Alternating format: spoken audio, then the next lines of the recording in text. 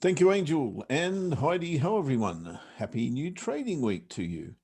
And if you're an Australian or a New Zealander, then happy Anzac Day for yesterday, if there is such a thing as happy Anzac Day. Anzac Day, of course, is commemorating all of the people who served in wars under the alliance of the Australia and New Zealand Army Corps, hence Anzac. So happy Anzac Day to those of you who are, as I say, an Aussie or a Kiwi. The Antipodeans, as it were. Heidi ho to you too, Hanan. How you doing? Hope you're having a good Monday so far, and I hope you had a good weekend, everybody. I certainly had a busy weekend. I was on a machine all pretty much all weekend, and then socialising at night. It was just crazy time. But nice to catch up with old friends. Always is. Let's start the week by deciding whether we're going to trade the pound breakout day. Hi, Paul P. And thank you for that. I've just lost everything. I have no idea if I'm still on air or not, but everything has just disappeared. If you can still hear me, guys, please say hello. Now I can see my camera's back. That's something. Awesome. Awesome. Thank you. Hi, sweet. Okay. Why am I on what's it called, that thing? Telegram group. I have no idea. Things aren't working the way they should be here. Okay. Guys, can you see the Telegram, or can you see I'm now dragging my chart across to that screen on which you should now be able to see pound US dollar 1 hour chart. Sorry, it's all over the place here. I just lost my complete scenario. So I'll just continue. It looks to me like we're now sharing pound US dollar. Awesome, thank you. All right, if this candle closes in this little range here, I think we can actually trade this as a breakout. We can actually trade it for the breakout. But if it were, pardon me, to close up here somewhere, different story, I wouldn't like to trade that. So I want the candle to close within these highs before I look to trade it as a breakout trade. I think we can call this a range. I'm okay with that. The last couple of days, we are getting a series of different scenarios. Obviously, we've got a higher high here and a higher low. Then we've got a lower high and a lower low based on this. So yeah, it's all over the shop. I'm happy to call that as a consolidation. So we will trade this, providing this candle doesn't burst here in the next minute and a half. We shall see. I'll set the short order for that. Again, for those of you who are not familiar with this, this is a test or trial or beta of a system that we're hoping to get tradable. But until we do, it is really just micro lots that we're trading here. So don't rely on this as a system of winning money, guys, because it's not there yet. So the entry for the short will be 138.89. Excuse me whilst I cough.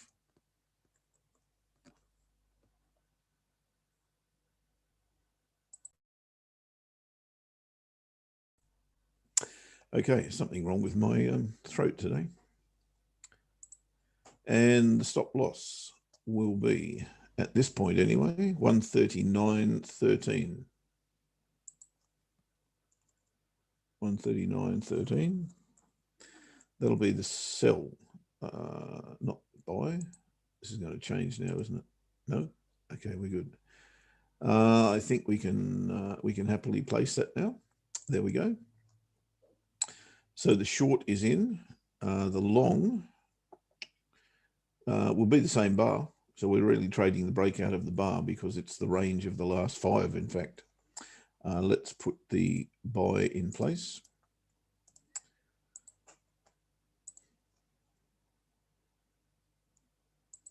Good news, Ash was not to be with us today, but he can now be with us, so he'll be with us shortly as well. So the level was, can anybody remember? 39.13, I believe.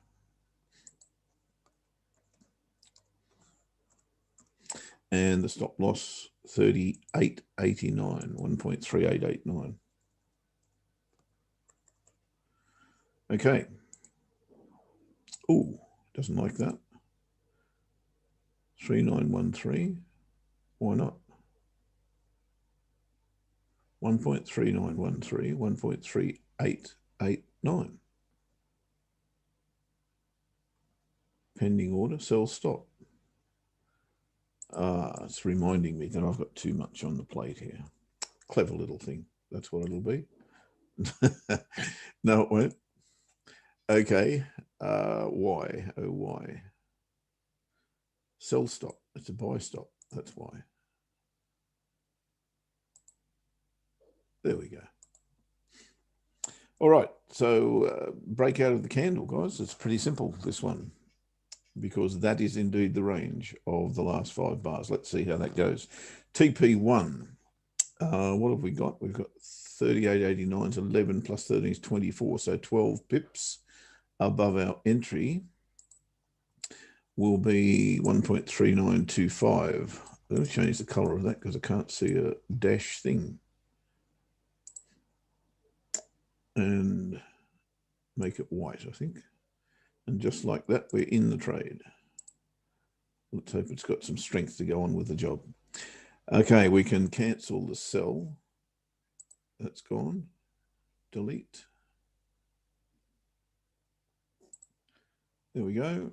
And we can look to close half of that when, or if and when it gets to TP1. Righto. Now do we just sit back and wait for that to happen for the unthinkable other thing, which of course is the stop loss gets hit. Righto. Whilst that's looking to happen, I'll try and monitor this somewhere else, or I could put an alert, couldn't I? I could put an alert. Why don't I do that? How do I do that without going into, don't know, without closing that? How do I do that? Okay, I know, got it. All right, now I want to go and have a look at the 3 trades that I gave you on Thursday, I think it was, Thursday morning perhaps, or certainly into Thursday afternoon into our show. They were Aussie Yen short, pound Swiss short. What was the other one? Aussie Swiss short, maybe? Yes, that's correct. All very much correlated, of course. Okay, it looks like it wants to go higher, doesn't it? Looks like there might be a bit of energy around today. Let's hope it works in our favor. We'll see if we can capture some of it. I'll just hang in here for a second, guys, in case that does hit TP1. It looks like it wants to have a crack. And if so, we don't want to miss it. It's the worst feeling, isn't it? Actually, speaking of that, Aussie Yen. Aussie Yen and pound Swissy, you should have hit TP1 on both of those. Yet my Aussie Yen trade, which was being managed by the EA, didn't take TP1. I wondered did anybody who traded that have the same experience, because that's really infuriating. Both of those trades should, oh no, Aussie Yen should be TP1 and out. Pound Swissy TP1 and still running. And Aussie Swissy, my Aussie Swissy didn't trigger, so I've had a bit of good luck and a bit of bad luck. Why? Because I had the wrong expiry on it, I think. That was the reason I woke up Saturday morning and had a look at that, or sorry, Friday afternoon, I think it was. I can't quite remember when. I was on the road on Friday. And it hadn't triggered, it had expired. But I suspect that that shouldn't have been the case. And I'll go through that in just a tick. As soon as I can get this up to TP1, come on, have a crack. Have a crack. Looks keen, doesn't it? It does look keen. We're now above DR1, which is always a bit of an issue. So yeah, if anybody traded Aussie, well, you should have already been in Aussie Yen from Ash's trade anyway. But if you traded my trade, I'd love to know if you got TP1 or not. Should have, but I did not. Okay, I just missed that TP1 because I was looking in the wrong direction. Up there again. What are we after? 25, is it? 23.8, 24.3, and one more time. One more time. Way you go. 24, 24.5, 24.6. I'll take it. Okay, so I've taken TP1, and we'll now move our stops to where they should be, which is now what, 12 below entry, which is 2901, sorry, 1.3901. So stops to 1.3901. Why won't it let me do that?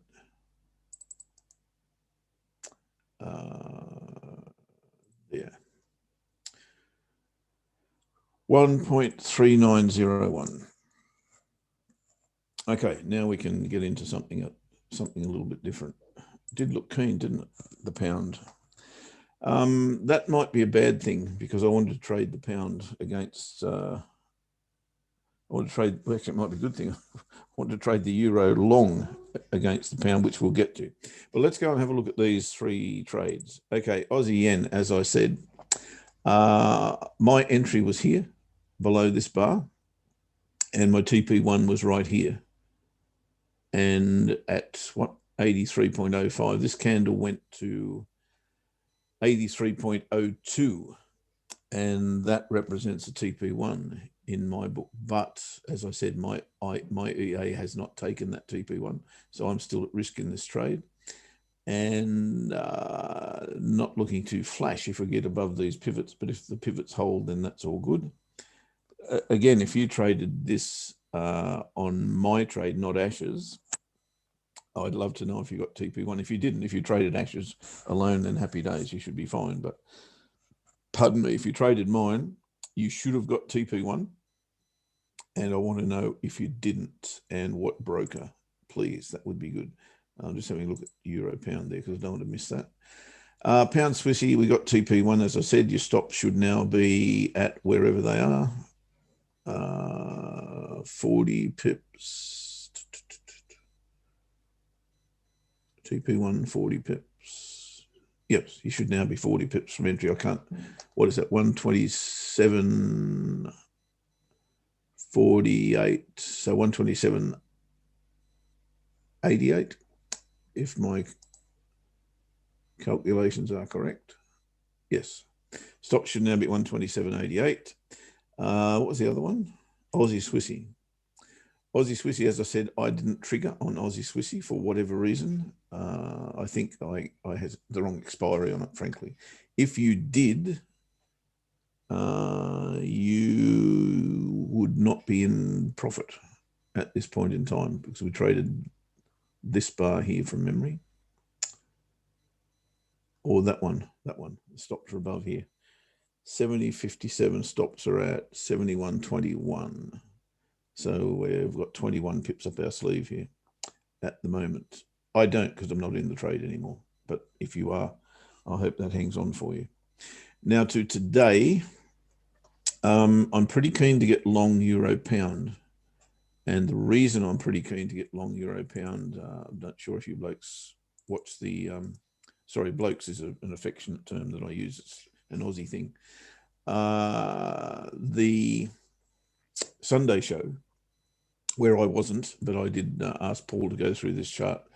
And my my key thing here was both the monthly and weekly charts. Monthly charts at this point in time showing a key reversal bar, but the weekly chart of the past, or 2 of the past 3 weeks, has been a key reversal bar here, key reversal bar here. I reckon a weekly pivot and daily pivot test here is an excellent opportunity, especially if it goes through those and down to whatever that level is, 86.38, that red line. If we were to get down to there, I'd be very happy to look for a long at that point, targeting right up the top of the range there in the 92 zone. So I'll be keeping my eye on that. Maybe on the daily chart tomorrow, we could see that opportunity. We may even see it earlier than that on the 4-hour chart today if we were to come down to either here or here, present us with a higher low based on this one. I'd be more than happy to go long at that point. I do have a few others that I want to have a look at a little bit later, but happy new trading week, Ash. How you doing, bud? Oh, yeah, not too bad, mate. Not too bad. Just looking at some of the detail going on here, and it started interesting. You know, I'm kind of I've been quite keen to play the footsie today. Not quite enough information. There's a lot of kind of choppiness going on right now, and I'll show you what I'm looking at, and then we'll see what we can ascertain here. It's just trapped in the middle, and I think we could almost be mistaken into thinking that the market is fairly positive, but after seeing Bitcoin rally to the upside quite nicely and a few other bits and pieces, but I'm not so sure. I think that there's some further downside that could come into play here. I'm looking at the footsie here, and it looks to me like we're going to be coming down to about this level. Now, the issue is the pivot has held things up a little bit. There was a possible opportunity as we first opened up, but right at the highs, but I didn't quite have the chance to get on board with it. Hold on a minute. Let me just do this on a different chart, and then I can continue to check something else behind the scenes to help everybody out a little bit. So I like the downside, but it's, you know, I am looking at very, very short term, a very, very short term situation here. Now, I don't think I'm going to get this. So actually, I'm not going to focus on that one. Let's focus on this one because I've got more charts on this one. Okay, so firstly, the FTSE is easing down, but I think it's probably going to get trapped. We've got a wider picture here with the FTSE. Let's bring in the clean chart so we can look at the dailies. The wider picture here is this head and shoulders pattern, and it's looking a little ominous. The question is it the right timing? And what's also interesting is that the data is actually pretty good. You know, so I think downside might be a little tricky, but I do think this is probably more likely to come down today or in this session than it is to go up at this particular stage. And I was just trying to grab a little bit early doors, but you literally had to get in right at the highs and within the first minute of trade, and I was just finding that just a little bit tricky. But there's enough information to suggest that we're coming down a little bit lower. So I might try and take another short. Or I might try and take on a short somewhere around maybe this level here. Maybe this level here at 80.91, but we might not be aiming for much. We might just be aiming for that pivot. So let's see what happens. There's a little hammer that was created on the 5-minute charts that it is currently below that particular price. So it is a bit negative, and I don't see anything that is suggesting to me that we should be looking at anything positive at this stage. But let's have a look at the other information we've got. So I've got this Aussie Yen, as you were just pointing out, in the market. I'm still staying with that. I've got a couple of sell orders in that one that are active, and I think that there's every chance that the price comes back up to this point and then finds some resistance. So I'm quite comfortable with that. On my kind of imaginary stop, if you like, is above this level here. At 84, where is it? 84.80, I think it is, or 84.75, something like that. So it may well pop to the upside. So you can see with the Aussie Yen then we are building a picture of positivity because that the Aussie Yen's had the bounce that that it required. Now we look down to some of the some of the other signals. So I like to look at the VIX at this in this kind of scenario, and the VIX got a pop just towards the end of last week, but it's managed to kind of hold right now. But this is a little bit of a bull flag. I mean, there are patterns within patterns here, and this is the level that that the VIX needs to get through to suggest that that it's more significant. But there is a bit of a bull flag, and this particular flagpole is pretty solid as well. You know, it's pretty significant potentially. Not only is it an engulfing bar, but it's also a belt hold as well. So these do tend to be pretty bullish. So I'm not too keen on suggesting that we should be going long on markets today. I think that the short is probably more likely. Now look at the Nasdaq and the S&P. Before you do, this question, I think it was relating to Aussie Yen from Swingfish. Hi, Swingfish. How you doing? Hey, Swingfish. Two things from you actually. What the, I shouldn't say that word. What is a Discord channel? Because I've got no idea what a Discord channel is. And the other one, Ash, is where's your take profit? The take profit is on the Aussie Yen. So what I'm really doing with the Aussie is I'm trading the weeklies. You know, this is really my pattern on the Aussie Yen. And when I look at the weeklies, what I've got here is I start to kind of draw out a different picture. So the Aussie Yen's more of a kind of longer term trade. The FTSE would be just a scalp, but this is the interesting bar for me here with the Aussie Yen. We haven't been able to significantly break through those highs. Now, you know, we're certainly in the upper band of the this particular area, but this looks to me like if this bar can break down, then we would have some potential downside. Now, what I like to do when I'm looking at the potential areas, are drawing some technical levels and then start to build a picture of what the pattern is suggesting. So these are the technical levels. Now, so I'm just going to mark off some horizontal levels here. This one's pretty good. If we go to the higher one, nice horizontal level here back from January 2019. That might be a little bit stretching the hope a little bit, but this one looks pretty good to me. You know, this is another one here that we can see back in 2018. You know, it has reacted around this level quite a few times. There's a high here where it came down from. There's another high here where it's which is so far untested. So I'm looking for the 80-70 to be tested at some point. So as I say, it's a longer term trade. Now what I want to do is see whether the pattern that I draw suggests the same thing. So I'm going to go to my dailies here.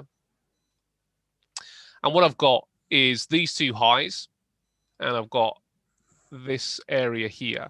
So this obviously is a symmetrical triangle or some sort of triangle you see. And I'm going to just measure from the top of the line down to the bottom of the line. So from the highest peak straight the way down, so it meets the bottom of the line. So I'm doing that. Now I'm going to grab this line and I am going to move it to where it might break out. So the measurement is going to be where this thing breaks out. You know, I don't know when it will break out, but let's say it's going to break out in May. So I might be waiting another week here. So this is when May starts. Now this puts this measured move down here. So the first thing that I'm spotting is that firstly it's 100 pips below my potential target, my first target. But which is good because it means that my target is potentially quite conservative. And secondly, that there might be another opportunity here, you know, before the turning point. And I do see a little bit of price action here, which could hold it up. But what does this line suggest? So let's have a look.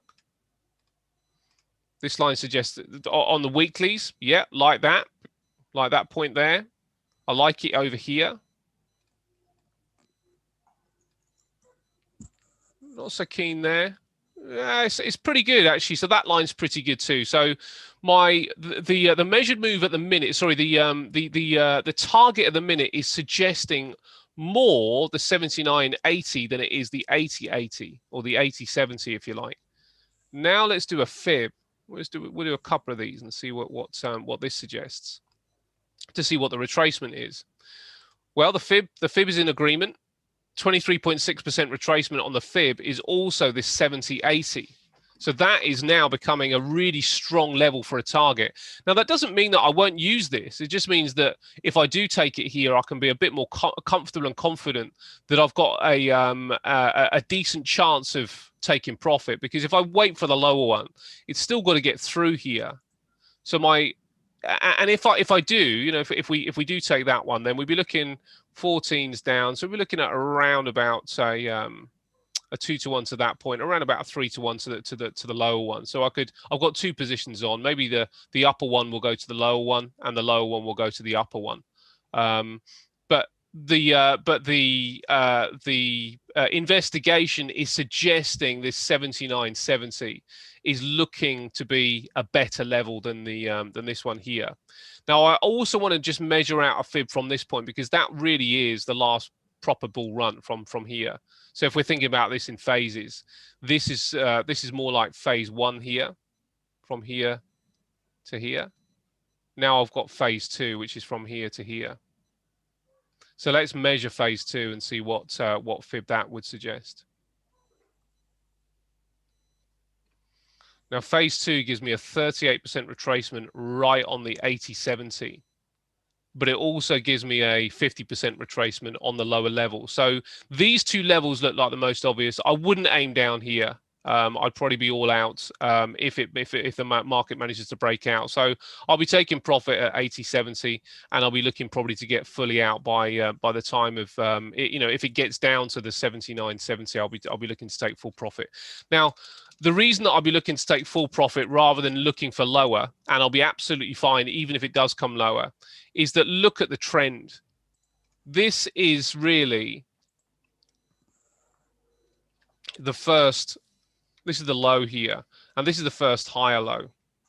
So really, I'm just looking for the next higher low. Now that higher low could be here, so it might come all the way down there because it looks good on the monthly. But I'm not trading this on the monthly. I'm trading it on the weekly.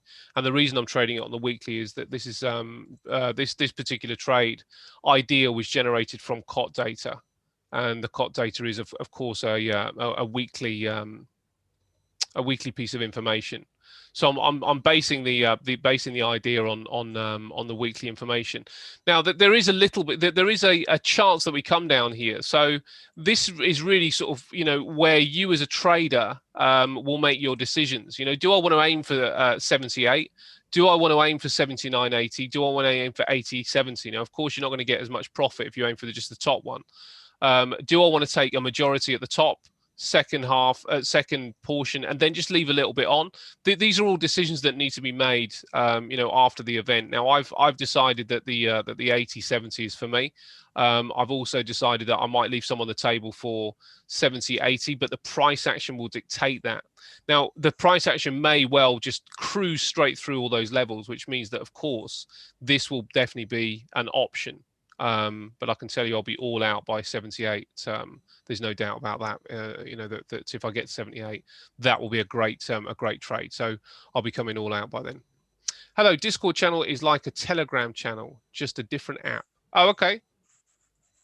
I've never heard of it. And look, I feel really awful about your very small one at 15,000 users swing fish. What's going on? 15K is okay. I'll go with 15K. 15K for what's that? That's his Discord group. Well, I assume it's a he. But okay. That is very good, mate. Yet, you know, intimate groups are also very nice. So. Oh yeah, we do like a nice intimate group here. We do indeed. So right now we're building a picture for what's the general market feel right now. Look at Bitcoin. Bitcoin has hit a double bottom down here and bounced. So you can see this on the probably best on the hourly actually. Came down here to around about the 47,500 level, back down again to 47,500, and it's bounced up pretty significantly as well. Now that suggests to me, what's up, buddy? You like that, don't you? Well, I feel sorry for the people who started to buy again after the before that gap. Oh dear, oh dear. You feel sorry for these buyers? No, the buyers before the gap who got in at the break of the consolidate, who got in there, wow, because they might be out. They just got slaughtered. Yeah, they probably did. Yeah, because interestingly, the institutional positions aren't suggesting that these are institutions. So this is probably these probably are retail traders, which probably have been slaughtered. Now that suggests to me that the 51,000 level is the buy chance on Bitcoin. Now this is not out of the woods by any stretch, because what we still have with Bitcoin is a downtrend, and we're finding resistance here. But what we are potentially seeing is a squeeze in this level, and then the chance for Bitcoin to rush higher. The issue really is, mate, as I said, I don't see the positivity right now. There is obviously some issue going on, and I don't know what it is, but there is obviously some issue with the market. There's not out and out confidence. Now I think the India issue is plaguing the markets. There's no two ways about that.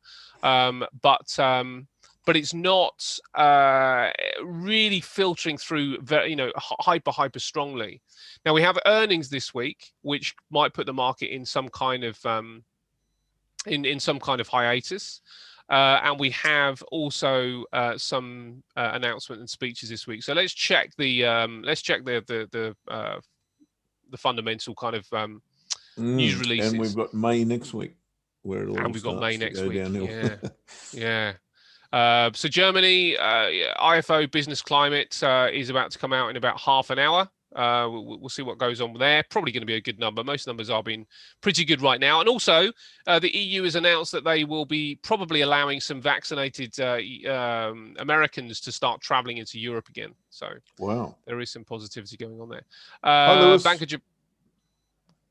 Hey, Lewis, how you doing, buddy? Bank of Japan outlet reports we have as well today, and Macklem speaking from Canada. Now, we should be watching out what this guy says, mate, because all of a sudden, Canada is starting to look like the potential. They are the potential first movers. The leader of the pack, yes. Yeah, he's really speaking it up. Now, I would question that personally, because would Canada really move before the United States with such a heavily reliant industry on exporting to the United States? I would suggest not. So I think that might be a little bit premature from Macklem. So I'm not sure whether some of it is rhetoric or not. I don't know, but the fact that he has come out and started to say that there is some potential tapering that could happen, and really kind of striking a relatively hawkish tone as well, could be significant. We might see that play out to be quite significant. I don't know, but I think he's a bit early, and I think that might be a bit presumptuous from his perspective. Lots from Australia as well, mate. So some decent numbers are probably going to be coming into play. But this is where things start getting interesting. We have the governing bodies, if you like, OPEC out on Wednesday, FOMC statement out on Wednesday, the press conference also out on Wednesday. So we'll have a decision really, or an indication of what's going on with interest rates in the States. Now, with Macklem saying what he did last week, I wonder, is it the time for Jerome Powell to start saying something similar? I don't know, but I do think that could be quite interesting. The speech from Jerome Powell this week. I'll defer that to others who may have an idea. I've got none. Well, I don't really have too much an idea. I don't think he's going to be moving. He kind of did stick his flag in the ground quite recently, and he's going to look pretty stupid, I think, if he all of a sudden starts to change. So I think the tone will probably be quite similar. Advanced GDP is going to be too late for us to even care about. And I thought there was a Biden speech this week as well, mate. And I think that if anybody is spooking this market right now, I think it could be Biden. I think obviously the situation in India is significant, but I also think what Biden said about hiking taxes probably won't get it through Congress, but the fact that he said it and he's going to try and go after it, I think could spook markets a little bit. So what will be interesting today is we have Tesla, and I think we have Apple, and I think we have another bank today as well that are reporting. I think it could be quite interesting today. What are those? What are the indications from those guys and their reporting season? And more significantly, what's going to be the price action of the Nasdaq after they've reported, if those numbers are positive? Because if the numbers are positive and the Nasdaq doesn't really move, does that tell us that this market might well be getting a little bit tired up here and almost waiting for something negative to come out? Now, I've got my levels on the Nasdaq. When I look at the Nasdaq is obviously in my opinion, the one to watch when it comes down to whether things are bullish or bearish. And if you're a buyer of the market, the Nasdaq's the best, in my opinion. If you're a seller, the Nasdaq's also the best. So let's have a look at this on the Nasdaq. My area on the Nasdaq is probably along here. When I look at this on the weekly, I've got this pattern going on here, which leads us up to 14,500 is the top for me. Now that doesn't mean I'm not interested in shorting here, because I would be, because we do obviously have this potential double top going on here. It's a little bit higher, but we have a potential double top here. But I think if the Nasdaq's coming down, then it may not be here, but I think in another 3 or so % to the upside, I think this could start to drop. It's survived quite a lot of double tops, hasn't it? Yes. Oh God, mate. Yeah. Unbelievable. Yeah. Unbelievable. And difficult, isn't it? I mean, the market looks under stress, but the news and the data is good. So is this going to be one of those situations that the news and the data just isn't good enough? Things are changing. And this is what inevitably happens with all markets.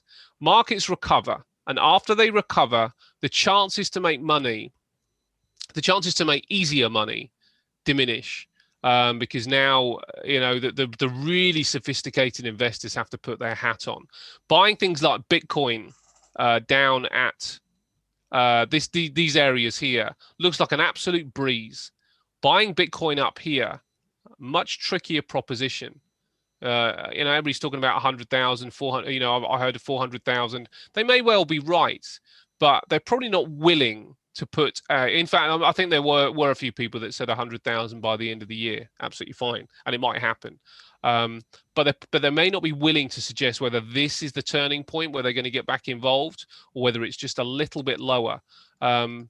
Bitcoin is and the crypto market is obviously an animal and a beast in itself, where it's almost too young to really ascertain some absolute clear judgments on when it seasonally does what it needs to do, and other bits and pieces. Shukri will let us know a bit more about that. You've got to change your way of thinking, haven't you? If you want to. Yes, you do. Yes, you do. And this particular area, and this is the interesting thing about these markets, is that Bitcoin currently is it's not an easy market to trade. It's become all the more difficult. Well, when I say that, it's not an easy market for investors to trade. It's a good market right now for day traders. It's a great market for day traders because there's huge volatility and it's really starting to pick up. So it's a really good one for that. But for the hodlers, I think it's probably a bit sweaty. I think it's probably a little bit more difficult because it's, and this is what happens with this stuff, isn't it? It crashes down 10, 15, 20%, and then it pops up another 30, 40%. And at this stage, I don't think the hodlers are too concerned, but I think that this is probably the point that you can, just enjoy a bit of day trading with Bitcoin and take advantage of that. I might have a look at a few charts in the next couple of days and see if I can make any sense of it. Yeah, okay. Yeah, it's interesting, mate. Yeah, I think for day traders it's great, but I think for people getting in, investors at this particular time, it's a bit trickier. Which it always is, on the first particular, when you first have to get the train moving again. But Turkey has already come out and said that they're banning cryptocurrencies. Now, obviously, that's a lot probably to do with the Turkish lira. Lewis asking, crypto got hammered last week. Is there more to come? In my opinion, Lewis, I think there probably is. But I don't know, and it's difficult, isn't it? Because you may well be missing an opportunity by not getting in here. But I just wonder whether we might still see 45. I wonder whether we might need to see 45 before we really see some genuine positivity here. But we haven't. You know, this area here is the area that I would have liked to have seen tested, and it didn't quite get there. So, is this a retail move? And most things are suggesting it is a retail move. And if it's a retail move, that means the investors and the big money and the whales are probably waiting just a little bit lower, and there might be just one more flush out before we start moving higher. The issue is that there are dates in the crypto market that really are scattered throughout the summer. And that means that that people are going to want to start getting in relatively soon. But we're in the last week of the year, and I wonder last week of the month, and I wonder whether this week we do see some volatility, possibly some positivity from this stuff. We start next week by coming down, and then we start to look at maybe week 2 or week 3 with buying the crypto space up again. So I'm just a little bit concerned that we're going to be we could be caught in a crossfire here. So I'm sitting on my hands with the crypto market right now. I'm interested in May. I'm definitely interested back in May, but I'm sitting on my hands right now. I don't like the opportunity. It's not quite clean enough for me. I think we just had a bit of a dead cat bounce. That's my personal opinion, but I could be way off. And the thing with being way off is that for me, I would prefer to wish I were in than wish I were out at this stage, which is why I'm sitting on my hands. But it doesn't mean I've got a clear idea of whether we are going higher or not. I'm just sort of thinking, let's just wait a little bit longer. The other aspect is there's no question to me that the crypto market is going higher. So if I was to buy here, or if anybody was to buy here, I think you'd be okay. You know, I don't think you'd be run over by any stretch. But if you're trying to find that best possible price, I wonder whether we're just still a little bit early.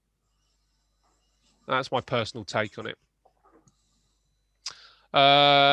Finally, gold, mate. Let's just have a quick look at the gold market. I was saying yesterday that I'm still not convinced about gold. I think that we are probably on a still in this channel here. That concerns me, and I think we're at the top end of that channel. We're still in a downtrend on this weekly time frame, and I still don't see the commercials coming in with gold. And until those commercials come in, I won't. Either the commercials need to come in, or we need to take out the highs, and then I'll be confident with gold. But I still think that there could be some troubled waters here for gold. And, that's in a pretty strong sell zone right there, I would have thought. Yeah, there is, mate. There is, and the U.S. Treasuries, the yield on the U.S. Treasury is problematic for gold, and I think they've popped up a little bit again today. And we should really look at the dollar finally, actually, before we completely continue, before we completely collapse this. Now, this is not formed, but it is the possible start of an inverted head and shoulders. Now we'll have a look at that right shoulder, but there's a possible start of an inverted head and shoulders. Now the best point for me to get into this head and shoulders would probably be here. It would probably be there, and that means a break of this area here. You know, you can see that the left shoulder is, sorry, the right shoulder is sloping down here. But really, for me to be really comfortable with a dollar, I would want to see it come up here, back in here, and then take the trade to the upside, rather than trading here. So I'm not happy with this this inverted head and shoulders yet. But it looks like it is forming. There's a trend line along here as well, which may well hold price. But I think the dollar probably does have some upside, but I don't think we have a clean enough picture to suggest that we should be getting in just yet. I think we need to be waiting for 91.50-ish, but it needs to come through, back again, and then up, and then I'll be interested in the inverted head and shoulders. So inverted head and shoulders on the dollar obviously is going to affect, firstly, gold, and secondly, it will affect those indices as well. So so there were just a few. I think there are inconclusive pictures going on, mate, which is why I'm finding the market a little bit trickier right now. But I think that there's some volatility that might play into our hands as day traders. But when it comes down to buying and holding onto assets, I'm not in, not yet, not yet. Yeah, well, that's not my thing anyway. So that's your department. I've got. I think we spoke about this last week or the week before, where something just doesn't seem right. It does feel like there's a turn coming, doesn't there? There's something afoot. I've got no idea what that is at the moment, but I can't. The dollar, trading the dollar long is a tough business, I've got to say. Yeah. And I think it's too early. I do think it's too early. I think the other thing with it is that there. I mean, I've expressed my opinion through the Aussie Yen, and my problem is mainly markets have had some pretty good news recently, and it continues to have pretty good news actually. So if that's the case, why is the move to the upside slowing down? That's the weekly on the S&P, but look at the dailies. We're just kind of caught in, and it might be earnings season. Maybe we're waiting for earnings season to really garner some genuine information. But it just feels like that there's an anticipation that something is coming that is going to rocket for a period. Now, there's no question that we should be looking to buy.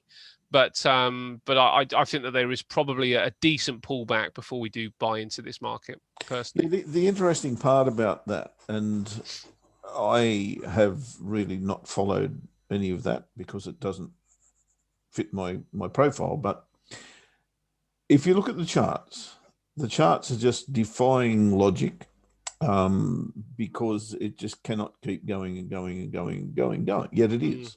Yes. Yeah. And like the Nasdaq chart, it's every time you get a double top, it smashes through it. You get another double top, smashes through it. Yeah. So it's defying technicals, and I suspect it's defying all the good judges as well, who are almost ready to pounce as soon as there's a sell signal.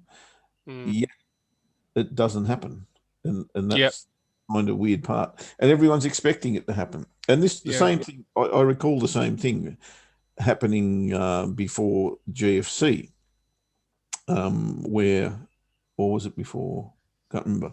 When was the last big correction on S&P? Whenever that was. You can tell I don't trade it because I can't remember it. But everyone was praying, PREYING, that there would be a sell signal at some stage, and then out of the blue comes this correction time. Yeah. And we just kept getting higher highs and higher lows and higher highs and higher lows until that happened. And it happened without warning. Yeah. Yeah. So that there was no double top at that time. There was no lower high until much later. Yeah. You could pick it up later, but that first move, almost impossible.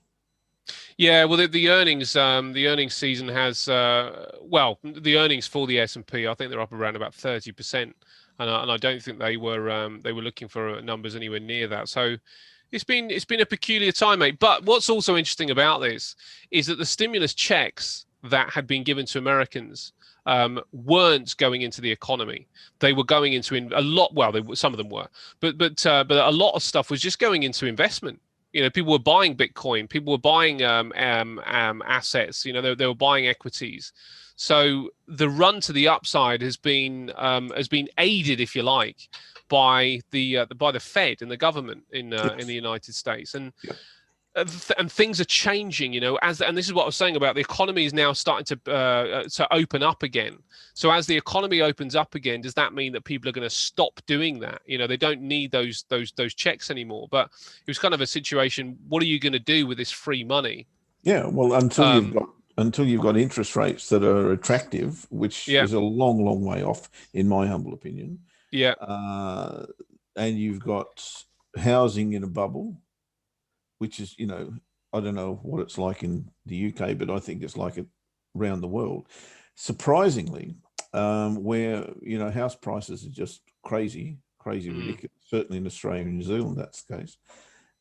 So the only, if you like, mainstream course of investment or even speculation, if you like, has to be either in currency, Bitcoin, Yeah. or the stock market. Yeah. And a lot of people don't know how to trade currency, obviously, so they would probably bypass that as an option. Bitcoin is the flavor of the month, if not the year, if not the decade. And the stock market is just keep on bubbling because all of that liquidity that's been pumped into the economy has to go somewhere. Yeah. Yeah. So to me, it's a false read. But where's the option? Yeah, Why absolutely. would you take your money out of the stock market right now? Yeah, absolutely. Absolutely. Doesn't, you know, that's where I'm a little bit on the, as I said, I don't invest. I've got a few investments in stocks, but they're just hodls. You know, they're Yeah. away in the distance somewhere. I don't Yeah. monitor them at all. Where else would you go if you've got, say you've got a little pocket of money to invest right now? You can't put it in the bank because you get, what, 0.5% interest or something. Mm. You can't buy a house with it because you need too much equity, if you like. Bitcoin's the flavor of the month. Everyone's making $1 squillion out of Bitcoin, so they say. So why wouldn't you go there? You'd put a bit of money there, and you put a bit of money in gold. I'm Yeah. with you on that. And you'd probably put a bit of money in stocks, but at what price? It's crazy, isn't it? To me, it's Yeah. crazy. Well, and that's the question here, is at what price? You know, because nobody will want to miss the next melt up, but by the same token, if you're a trader, if you're an investor, and you know, and you're attempting to be as professional as possible, then you've got to wait for your price. And you know, the way I see this right now is that that the price isn't attractive, and you know, this is why if I need to sit and wait, then I will. And that's it. That's really sort of like my take on it right now. I think that there's enough messaging to suggest that something could change over the next 3 months. And we've had a decent run to the upside with very little respite. You know, if you look at the FTSE really as an example, ever since 2020, when we had this is COVID, but ever since towards the end of 2020, okay, you probably could argue that one actually. You probably could argue that there has been towards the start of the year, but really this year so far we haven't had a genuine move to the downside which would test anything. But you know, things still do look quite attractive at this stage, but just some respite would be good. This is the Nasdaq, which does give us a slightly different picture. You know, May 2020. It's just been a complete cruise to the upside. It's just taken off. So I would like to see something a little bit deeper, and I do think that there's enough messaging to suggest it could happen. So I think a lot of people would like to see that. yeah, it just feels like there's pressure, doesn't there? There's just a bit of pressure building, but it's just not manifest itself yet. And I also think it's quite interesting with Biden saying what he said. That's a significant change that could happen for markets in making money. And yet there hasn't been a huge reaction to that yet. Now, this is the president of the United States. So either people are just sort of thinking, well, it won't get through Congress, so whatever. Or they're thinking, let's just wait and see if that story develops a little bit because it is a bit concerning. Yeah, Lewis, I agree with you 100%. But I never think that government should be handing out money to people. I never think that. What they Yeah. should be doing is giving them food or shelter or whatever it is that they're lacking. Money's not what they're lacking, because, and I don't mean to be harsh on people who are in unfortunate predicaments, because you can't generalize. They're there for varying reasons. But if, for instance, no, I probably shouldn't go there, but let's say that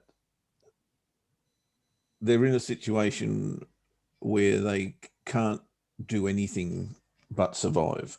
They haven't got the prospect of a job, and that could well be because of the global circumstances at the moment. It could be any number of reasons. But what they don't need is something to speculate on. And I go back to, wow, many, many years ago when I was involved with another trading company, and the person approached me and said, I've got to learn how to make money quickly. And I asked them why, and they said, because we've just lost everything, etc., etc., etc. So they wanted to pay for a trading education course with a credit card that had no backup. So in other words, they couldn't afford to do the course. And I actually pleaded with that person not to do it, because that's not what they needed. What they needed was a way out of their predicament that was chance free or risk free. And I know that's very, very difficult to come across, but how are they going to fund their trading? How are they ever going to have the mindset to be able to sit down and trade? It's impossible when you're under pressure like that. And I would advise nobody to enter into a trading, certainly not currency, who was in that predicament. But going back to my point is that's not what they need. They don't need money, because in general terms, and I'm being very harsh here on people who can control the way that they spend money, but there are people in that predicament because they don't have the ability to control their money or their finances. So that's not what they need. They don't need money to go out and trade markets or go and bet on the ponies or put money in poker machines. That's not what they need at all. They need assistance with food and shelter. And wow, how do we get political here? But that's what I believe. So, Lewis, to your point, 100%. You can't solve the problem by handing out cash, and you never have been able to. It's never worked ever. Wow, sorry, I went off on a tangent there, and that's okay, mate. That's okay. Have we got any? I mean, I'm probably going to have to look at the US Open. I think there's enough earnings today that would suggest that the US Open might be the opportunity. But have you got anything that you were looking at to trade? Yeah, absolutely. Let's have a little run round, mate. Okie dokie. I started with Euro Pound, and I'm still of the opinion that that's technically a good spot to start. That's not Euro Pound. That's Euro Pound. So what I believe, unfortunately, we're at the top of this area, which is not a nice place to be for me. But what I do see is that we're at the bottom of another area. Now, it's debatable where this range is, but I've got this range, and it's always the same for me. I'm looking for 2 equal highs and 2 equal lows. The first 2 equal highs and the first 2 equal lows.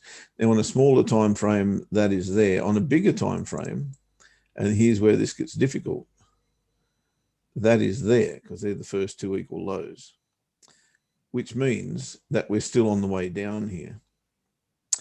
Yet, that's the weekly chart we're looking at. If I declare this range to be a little bit higher, which you could argue that that's the range. It's actually not the way I determine ranges, but I could certainly argue that that's the range. In fact, if I wanted to squeeze it up, you can make the picture, as you can with most things. You can make the circumstance fit what you're actually looking for. And I hope I'm not doing that at this point. But to me, this candle here on the weekly chart is extremely significant. So if I do call that the bottom of the range, and again, I may well be making something suit my circumstance, but I can't ignore that. That is, as you guys would know, what I consider to be a key reversal, and it's a bloody big one. And then it's followed up by another key reversal, which is another big one. So my contention would be, and I don't want to buy it at the point of contact, but if this does retest the pivots here, today, and that's the weekly chart. Let's go with the day. If it does well, it has already tested the daily pivot, right? I could make a case for this to break out on the daily chart, and I'll have a very, very good look at that tomorrow in the morning. So if the chart looks like that tomorrow, I would be prepared to trade the breakout, which is almost there right now. Now on the smaller time frames, this is looking quite the reverse, because it looks like a false breakout at the moment. This candle currently, which has got an hour to go, will probably determine whether I'm of the mindset that we're actually going short before we go long, or otherwise. Because if this closes, let's say it closes on the daily pivot, that then it becomes bullish to me. But if it closes under here, it becomes bearish to me. So I'm not ready to trade this right now, but both the bigger picture, or the bigger time frames, the weekly and the monthly, are telling me that the next move is not down, it's up. Why do I say that? Well, because the range is telling me that. No matter where you put the bottom of the range, you have to be cognizant of the fact that once we do hit there, if that is to be the case, we're going to go in that direction. You've just got to follow the candles, and the candles, well, the price action. The candles are telling me that if this comes down here, then momentum could take it down to here, and that's perfectly fine. I don't have a problem with that, because my entry will be up here, and price ain't going to go here unless it's going to the next resistance level, in my humble opinion anyway. So I'm keen to get long euro pound, but I absolutely defer to those who would say we've got a little bit left to go. So watch this space. If that does look to be a false break, then I'll trade it as such, and I'm happy to go in that direction. But the candles aren't telling me that at the moment. Back to Aussie Yen, I 100% agree with the macros on this one. I'm looking to play this short, and as I said, if you traded my way, you would have had TP1 and be out right now at break even, looking for another opportunity. I didn't get TP1 for whatever reason. I can't tell you why, because I don't know why. Either the EA failed to trigger it, or the spreads were too great at the time. I don't know. It wasn't in front of the charts. But it hit 83.02, and my TP1 was at 83.01. 83.05, as you can see. So that's not in a great space if we get a close above these pivots, because the stop loss will be hit. Pound Swissy, on the other hand, did get to TP1, and I'll be looking to have that continue on its way. Kiwi Swissy, the reason I'm looking at Kiwi Swissy, I think we tried to trade this earlier in the week and it didn't trigger on this. Yeah, there was our entry was here and it didn't trigger. I'm still okay with this. If I was to get a pullback on this bar in particular, would present me with a lower high. There would be a little slingshot trade line across there as well. That's the daily chart I'm looking at. So I still think there's an opportunity to go short on this one. That will be tomorrow. If perchance there's a 4-hourly opportunity that I don't see right now, but you can see that there is a range, there's this box range in here as well. So maybe we're headed to the monthly pivot, get back underneath here, then retest it, then we can go short. So it's a little way off yet.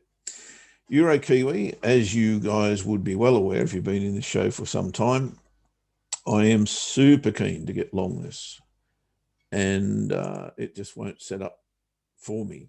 But you can see what's going on here. Reversal, phase 2, reversal, consolidation, phase 2, consolidation, and we're still in that consolidation box on the weekly chart. So best part of this, of course, is we're at the bottom of that range, and we're simply looking for a higher low here.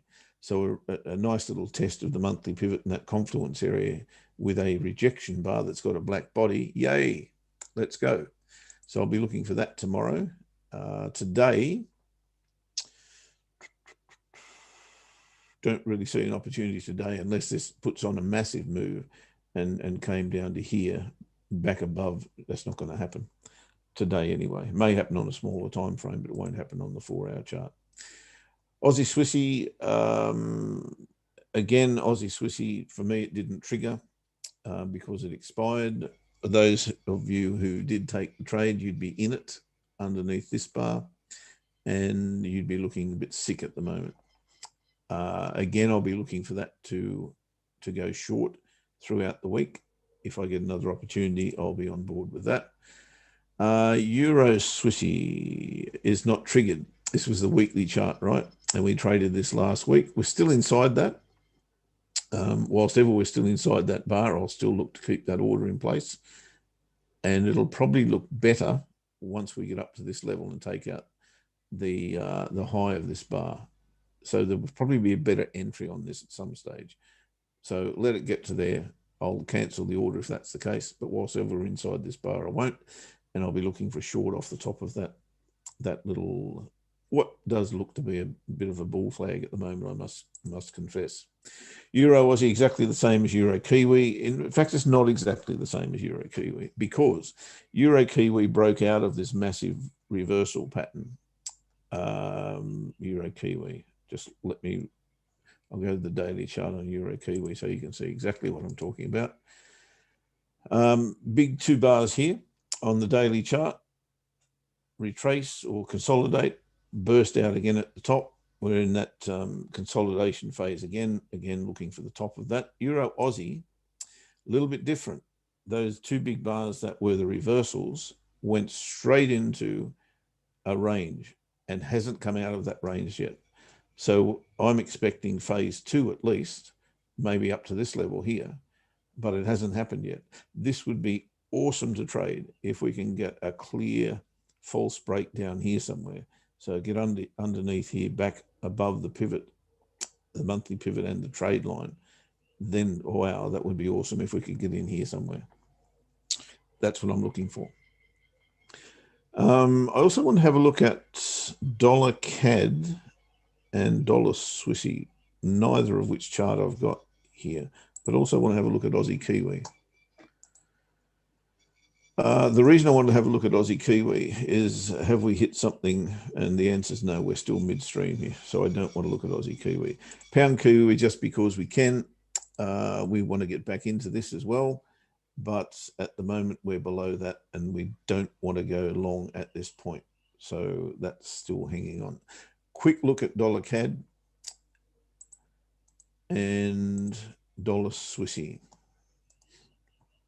And then I'm done.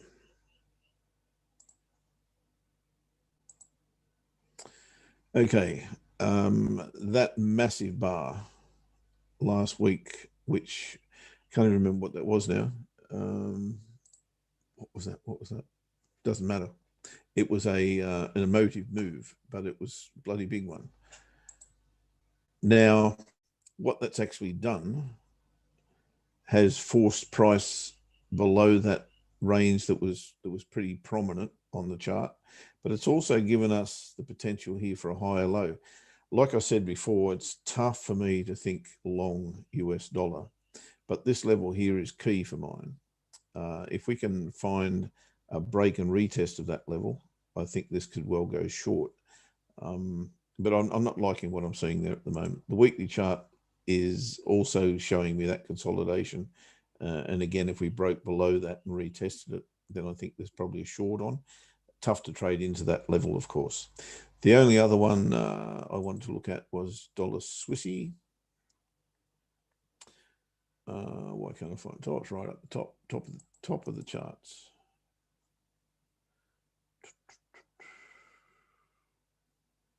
That's what I want.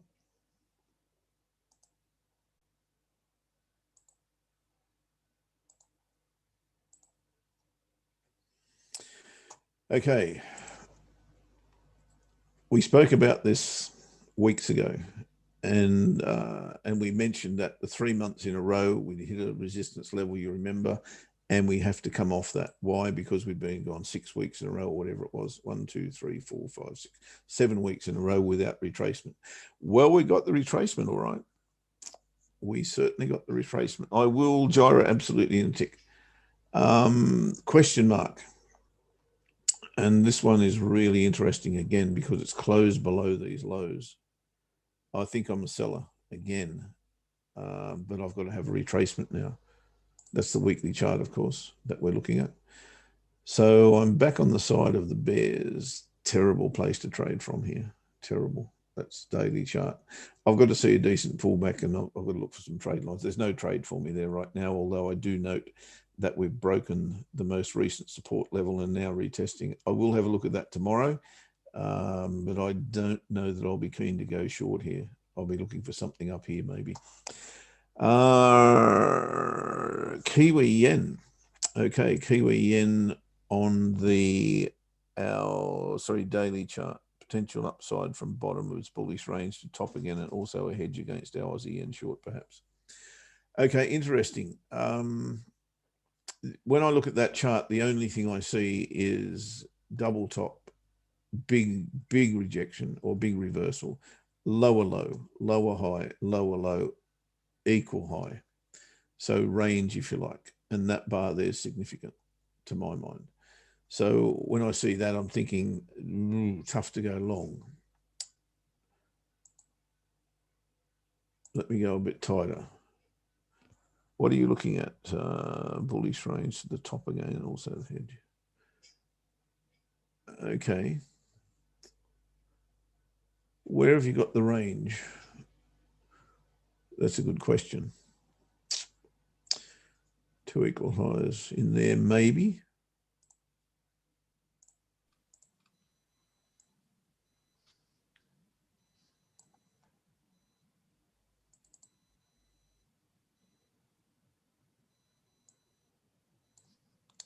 Or tighten it up to there, maybe.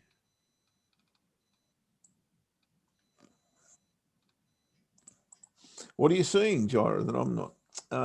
It's a bullish range to the top again, and also, I guess you've got to zoom out more, perhaps weekly range. Okay.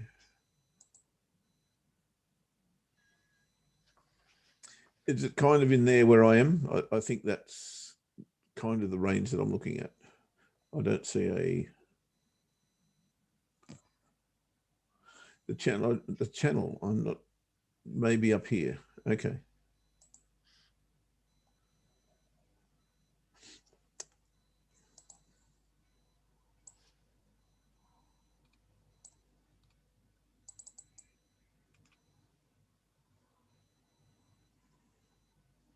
Is that kind of what you got, Jara? I'm not super happy with it, I must say, but yeah. I'm not feeling your love, mate. I'm not getting it. I'm actually only seeing downside at the moment. Until I see the trend line. Let's call it a trend line, eh? That I can see clearly. And okay, now I see where you're coming from. So you're looking at the top here. All right. Yep. I can't go long here, however, because what I'm seeing is the big double top and the very genuine lower high here. Why? Interesting question is, why hasn't it gone short? Aha.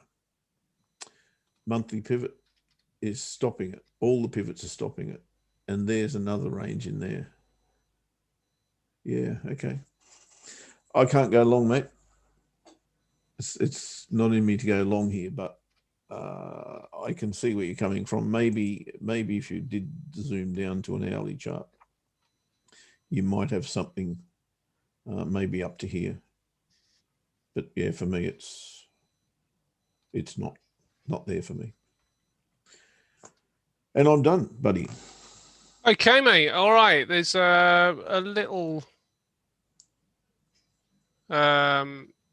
Well, we'll have to look for the possibility later, maybe with a FTSE. But yeah, as I say, mate, I am going to wait for the US session now and see if I can get an opportunity on that instead of this.